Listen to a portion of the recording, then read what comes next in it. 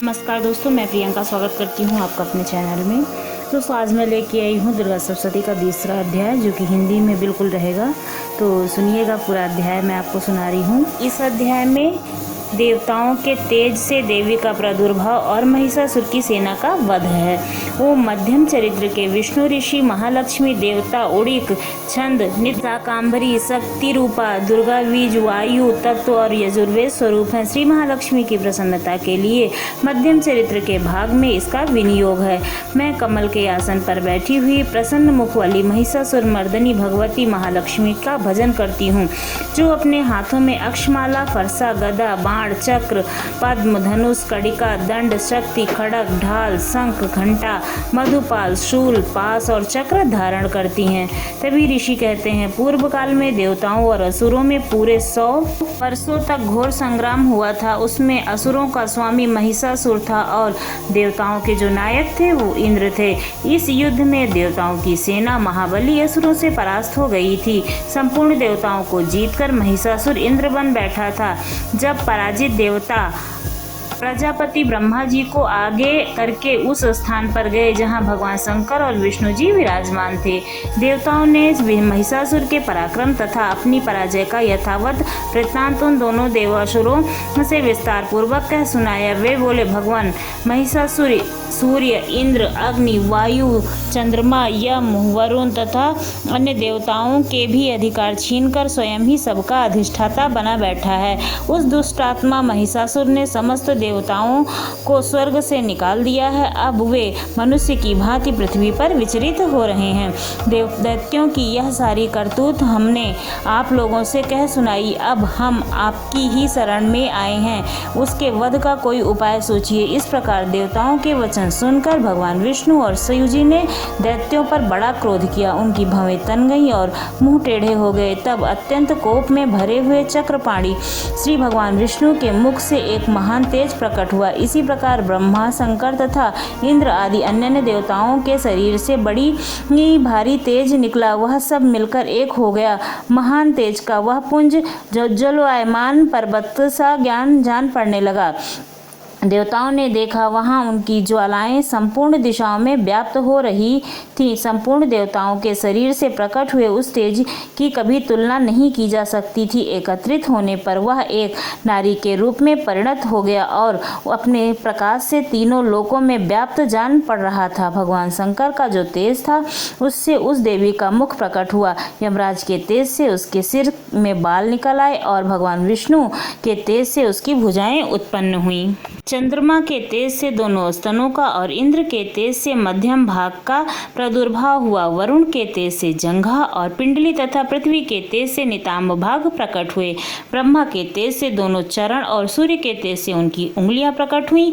वासुओं के तेज से हाथों की उंगलियां और कुबेर के तेज से नासिका प्रकट हुई। उस देवी के दांत प्रजापति के तेज से और तीनों नेत्र अग्नि के तेज से प्रकट हुए थे। उनकी भवें संध्या के और कान वायु के तेज से प्रकट हुए थे। इसी प्रकार अनन्य देवी देवताओं के तेज से भी वह कल्याणमयी देवी का प्रादुर्भाव हुआ। तदंतर समस्त देवताओं के तेज पुंज से प्रकट हुई देवी को देखकर महिषासुर के सताए हुए देवता बहुत ही प्रसन्न हुए। पिनाकधारी भगवान शंकर ने अपने शूल से एक शूल निकालकर उन्हें दे दिया। फिर भगवान विष्णु ने भी अपने चक्र से एक चक्र उत्पन्न करके भगवती को अर्पण किया। वरुण ने भी अपने शंख भेंट की और अग्नि देवता ने उन्हें अपनी शक्तियां दी और वायु ने धनुष तथा बाण से भरे हुए 2 तरकस प्रदान किए। सहस्त्र नेत्रों वाले देवराज इंद्र ने अपने वज्र उत्पन्न करके दे दिया माता को और ऐरावत हाथी से उतरकर एक घंटा भी प्रदान किया। यमराज ने कालदंड से दंड, वरुण ने पास, प्रजापति ने स्फटिक की माला तथा ब्रह्मा जी ने कमंडल भेंट किया माता को। सूर्य ने देवी के समस्त रोमकूपों में अपनी किरणों का तेज प्रकट किया। काल ने उन्हें चमकती हुई ढाल और तलवार दे दी। क्षीर समुद्र ने उज्ज्वल हार तथा कभी जीर्ण न होने वाले 2 दिव्य वस्त्र भेंट किए। ही उन्होंने दिव्य चूड़ामणि, 2 कवच, कड़े, उज्ज्वल अर्धचंद्र, सब बाहुओं के लिए केयूर, दोनों चरणों के लिए निर्मल नुपुर, गले की माला, सुंदर हंसलियां और सब उंगलियों के में के लिए रत्नों की बनी हुई अंगूठियां भी दी। विश्वकर्मा ने उन्हें अत्यंत निर्मल फरसा भेंट किया, साथ ही अनेक प्रकार के अस्त्र और अभेद्य कवच दिए। इसके सिवा मस्तक और वक्ष स्थल पर धारण करने के लिए कभी न कुम्हलाने वाले मालाओं की ही कमल की मालाएं उन्हें दी। जलनिधि उन्हें सुंदर कमल का फूल भेंट किया।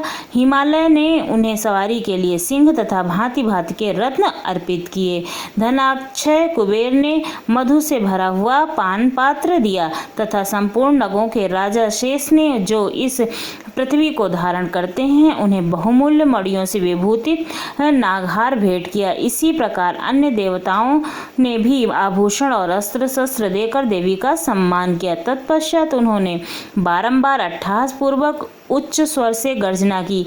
उनके भयंकर नाद से आकाश गूंज उठा। देवी का यह अत्यंत उच्च स्वर से किया हुआ सिंहनाद कहीं समा ना सका। आकाश उनके सामने लघु प्रतीत होने लगा। इससे बड़े जोर की प्रतिध्वनि हुई, जिससे संपूर्ण विश्व में हलचल मच गई और समुद्र कांप उठा।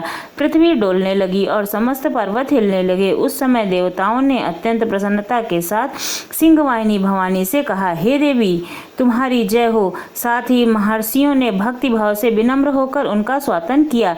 संपूर्ण त्रिलोक को क्षोभग्रस्त देख दैत्यगण अपनी समस्त सेना को कवच आदि से सुसज्जित कर हाथों में हथियार ले सहसा उठकर खड़े हो गए। उस समय महिषासुर ने उन्हें बड़े क्रोध में आकर कहा, आह, यह क्या हो रहा है। फिर वह संपूर्ण असुरों से घिरकर उस सिंहनाद की ओर लक्ष्य करके दौड़ा और आगे पहुंचकर उसने देवी को देखा तो अपनी प्रभा से तीनों लोकों को प्रकाशित कर रही थी। उनके चरणों के भार से पृथ्वी दबी जा रही थी। माथे के मुकुट से आकाश में रेखा सी खींची जा रही थी तथा वे अपने धनुष की टंकार से सातों पतालों को क्षुब्ध किए हुए दिखाई दे रही थीं।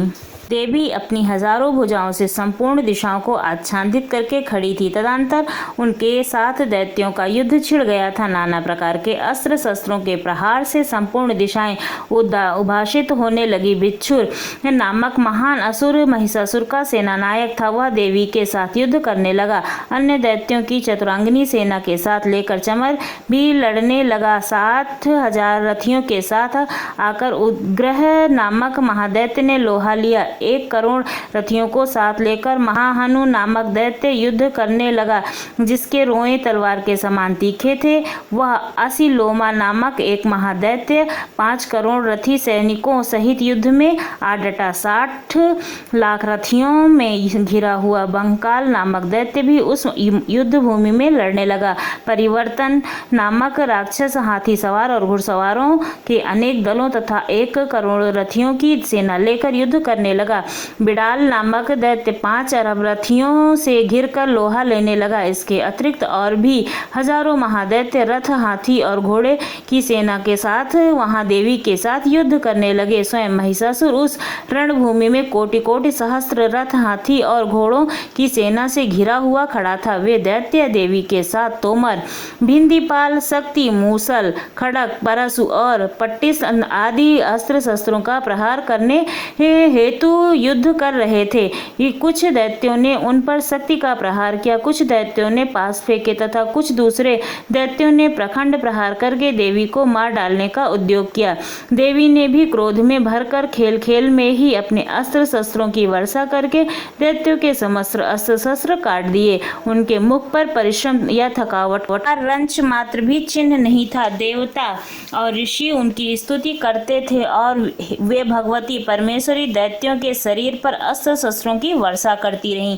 देवी का वाहन सिंह भी क्रोध में भरकर गर्दन के बालों को हिलाता हुआ असुरों की सेना में इस प्रकार विचरने लगा, मानो वनों में दानव दल फैल रहा हो। रणभूमि में दैत्यों के साथ ही युद्ध करती हुई अंबिका देवी ने जिनके निश्वास छोड़े, वे सभी तत्काल सैकड़ों हजारों गणों के रूप में प्रकट हो गए और परशु, भिंदीपाल, खड़ग तथा पट्टिस आदि अस्त्रों का असुरों का सामना करने लगे। देवी की शक्ति से बड़े हुए वे गण असुरों का नाश करते हुए नगाड़ा और शंख आदि बजाने लगे। उस संग्राम महोत्सव में कितने ही गण मृदंग बजा रहे थे। तदनंतर देवी ने त्रिशूल से, गदा से, शक्ति की वर्षा से और खड्ग आदि से सैकड़ों महादैत्यों का संहार कर डाला। कितनों को घंटे के भयंकर नाद से मूर्छित करके मार गिराया। बहुतेरे दैत्यों को पास से बांधकर धरती पर घसीटा। कितने ही दैत्य उनकी तीखी तलवार को मार से दो दो टुकड़े हो गए। कितने ही गदा की चोट से घायल हो धरती पर सो गए। कितने ही मूसल की मार से अत्यंत आहत होकर रक्त वमन करने लगे। कुछ दैत्य सूल से छाती फट जाने के कारण पृथ्वी पर ढेर हो गए। उस रंगगढ़ में बाण समूह की वृष्टि से कितने ही असुरों की कमर टूट गई। बाण की तरह झपटने वाले देवपीड़क दैत्यगण अपने प्राणों से हाथ धोने लगे। कितनी ही बाहें छिन्न भिन्न हो गईं। कितनों की गर्दन कट गई। कितने ही दैत्यों के मस्तक कट कट कर गिरने लगे। कुछ लोगों के शरीर मध्य भाग से ही विदीर्ण हो गए। कितने ही महादैत्य जंघे कट जाने से पृथ्वी पर गिर पड़े। कितनों की देवी ने एक बांह और पैर तथा एक नेत्र वाले करके दो टुकड़ों में चीर डाला। कितने ही दैत्य मस्तक कट जाने पर गिर गए तथा फिर उठ जाते और केवल धड़ के ही रूप में अच्छे अच्छे हथियार हाथ में लेकर देवी के साथ युद्ध करने लगे। दूसरे कबंध युद्ध के बाजों की लय पर नाचने लगे। कितने ही बिना सिर के धड़ हाथों के में खड्ग, शक्ति और त्रिरी लेकर दौड़ते रहे तथा दूसरे दूसरे महादैत्य ठहरे ठहरो यह कहते हुए देवी के साथ युद्ध करने के लिए ललकारते रहे। जहाँ वह घोर संग्राम हुआ था वहाँ की धरती देवी के गिराए हुए रथ, हाथी, घोड़े और असुरों के लाशों से ऐसी पड़ गई जहाँ चलना फिरना असंभव हो गया था। दैत्यों की सेना में हाथी, घोड़े, असुरों के शरीर से इतनी अधिक मात्रा में रक्तपात हुआ था कि थोड़ी ही देर में वहां खून की बड़ी बड़ी नदियां बहने लगी। जगदम्बा ने असुरों की विशाल सेना को क्षण भर में नष्ट कर दिया। ठीक उसी प्रकार जैसे तृण और काट के भारी ढेर को आग कुछ ही क्षणों में भस्म कर देती है और वह सिंह की गर्दना के बालों को हिला हिलाकर जोर से गर्जना करता हुआ दैत्यों के शरीर से मानो उनके प्राण चुने लेता था। वह देवी के गणों ने ही उस महादैत्य के साथ ऐसा युद्ध किया जिससे आकाश में खड़े हुए देवतागण उन पर संपूर्ण संतुष्ट हुए और फूल बरसाने लगे। ऐसा है देवी का महत्व।